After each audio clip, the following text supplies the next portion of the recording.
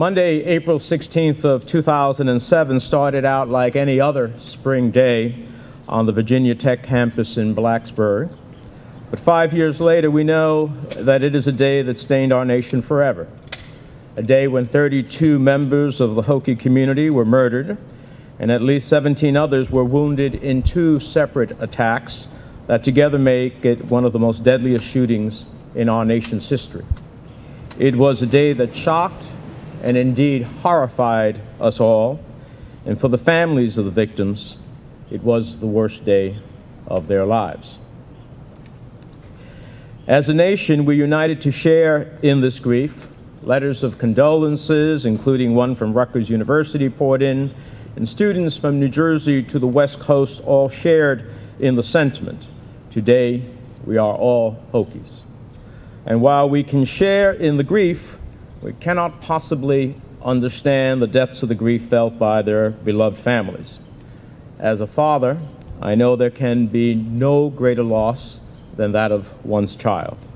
And I personally cannot express the sorrow and sympathy I feel for the families of the victims, 2 which are here today. I'm honored to be here with Michael and Teresa Poley of Flemington, New Jersey, who lost their son Michael Jr. in this tragedy, and Harry and Karen Pride of Middletown, who lost their daughter Julia. Michael Jr.'s uncles Pete and his aunt and godmother Liz Orlando are also here with us today. New Jersey lost another son in the tragedy, Matthew Joseph Laporte. His family is in Virginia today and could not be with us. When I read stories about Michael, the words big guy and big heart come across the page often.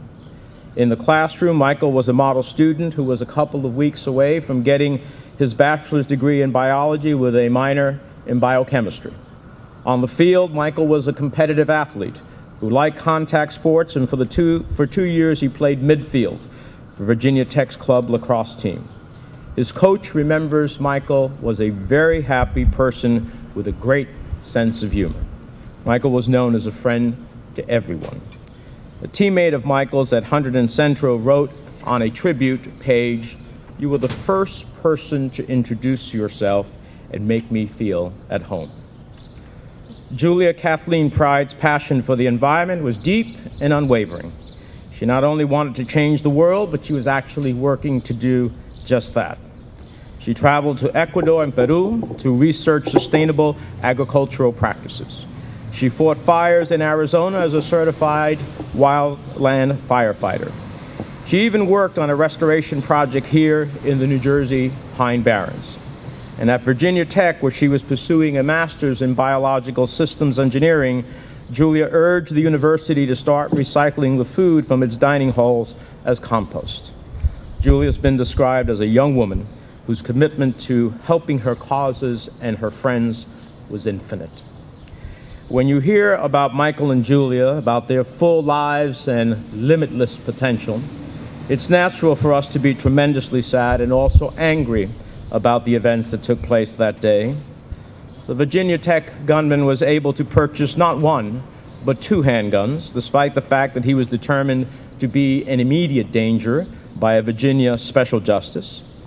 If the loopholes in the National Instant Background Check had been closed, it's likely the gunman would have been turned away when he tried to purchase these handguns. Virginia Tech administrators and police were aware that a gunman had killed 2 students in their dorm at about 7:15 a.m. that morning. But they didn't alert the student body of the situation until 9:26, 2 hours later. And in their campus-wide notification email, Virginia Tech did not mention that 2 students had been killed or that the gunman was still at large. In an emergency situation, hindsight undoubtedly reveals there could have been a better response. But this reality only reinforces the needs for schools to have careful, detailed emergency plans. And in looking back, Virginia Tech could have and should have done much more than it did to ensure the safety of the students and the faculty. Schools are required to timely notify their community of dangerous situations on or near campus under a federal law known as the Clery Act. The Department of Education found that Virginia Tech violated this duty and fined Virginia Tech the maximum amount allowable under the law, a mere $55,000. Considering their endowment, which topped $600 million in the year 2011, this is neither a credible punishment nor a good deterrent. In today's university system, in which a college's endowment can exceed $1 billion, these fines are obviously not enough to incentivize schools to comply with the law. I first met with Michael Poley Sr. when he asked me to support the Fix Gun Checks Act, which I am proud to co-sponsor. This legislation will further improve background checks and make sure that no person slips through the cracks when buying a deadly weapon. But Mr. Poley didn't want to stop there. He wanted more accountability, more assurances that our children would be safe when they head off to college. So he approached me with his ideas, and I believe the resulting legislation will put more pressure on schools to comply with the Clery Act.